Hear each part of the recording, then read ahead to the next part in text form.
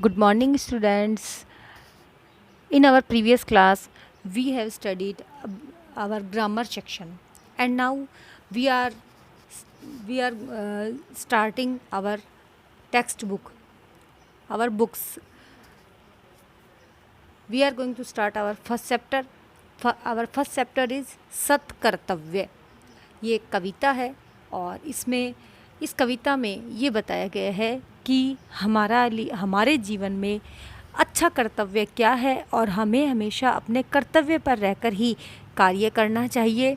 और ये कविता ये बताती है कि हमें हमेशा स्वार्थ रहित होकर के अपने जीवन जो है, अपना पूरा जीवन है, वो दूसरों की सेवा में या दूसरों के हित में या अपने देश के प्रति निभाने में अर्पित करना चाहिए। So let's start. जग में सचर अचर जितने हैं सारे कर्म निरत है, धुन है एक न एक सभी को सबके निश्चित व्रत हैं। जग में पूरे संसार में जितने भी चलने फिरने वाले जो भी प्राणी है, सबके प्रति प्रकृति के द्वारा दिए गए कोई न कोई कार्य अवश्य है। चाहे वो पक्षी हो, चाहे वो मनुष्य हो, सबके प्रकृति ने कोई न कोई कार्य निश्चित कर रखे हैं। धुन है एक न एक सभी को, सभी अपनी धुन में अपने अपने कार्य कर रहे हैं और सबको एक न एक धुन है। सबके निश्चित व्रत है और सबको निश्चित कुछ न कुछ समर्पित किया हुआ है। सबने एक निश्चित व्रत कर रखा है कि मेरा कार्य यह है और मुझे यह करना है। जैसे आपका कार्य क्या है? आपका कार्य पढ़ना है, आपका कार्य खेलना है, आपका कार्य अपने मम्मी पापा की ओबे करना है। तो ये आपका व्रत है, ये आपका कार्य है, क्योंकि अभी आप छोटे हो तो आपके कार्य इतने ही सीमित है। जीवन भर आतप से वसुधा पर छाया करता है, तुच्छ पत्र की भी स्वकर्म में कैसी तत्परता है। देखिए, एक पेड़ का जो पत्ता होता है उसकी कोई वैल्यू नहीं है, वो सूख जाता है और सूख कर गिर जाता है, लेकिन वो भी अपने कर्म में कितना तत्परता से लगा हुआ है, जिसकी कोई कीमत नहीं है। टूट कर गिर जाता है, सूख जाता है और उसके बाद हम उसे कचरे में डाल देते हैं।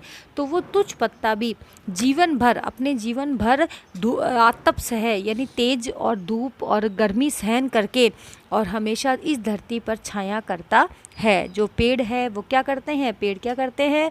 खुद धूप सहन करते हैं और धरती पर क्या देते हैं? हमें छाया देते हैं।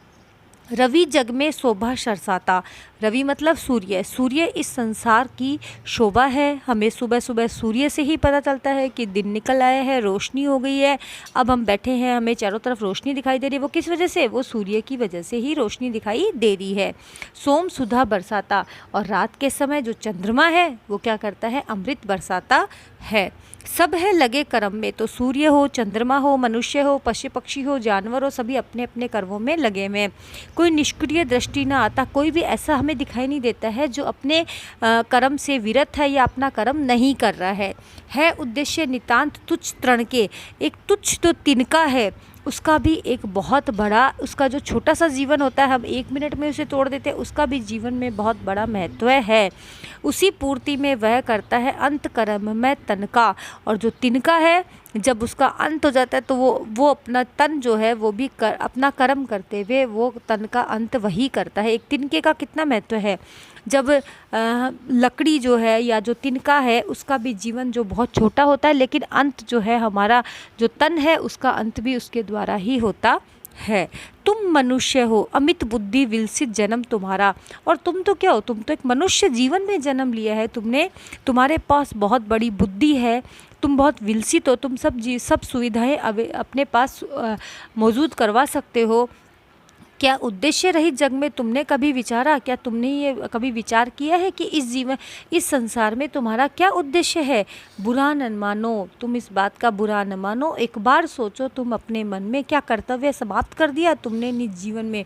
तुम खाते हो, पीते हो, सोते हो, जागते हो, सब कार्य करते हो। क्या इस जीवन में तुम्हारा कोई उद्देश्य नहीं है? क्या आप ये सोचिए कि इस जीवन में आपने क्या अपने कर्तव्य को समाप्त कर दिया है?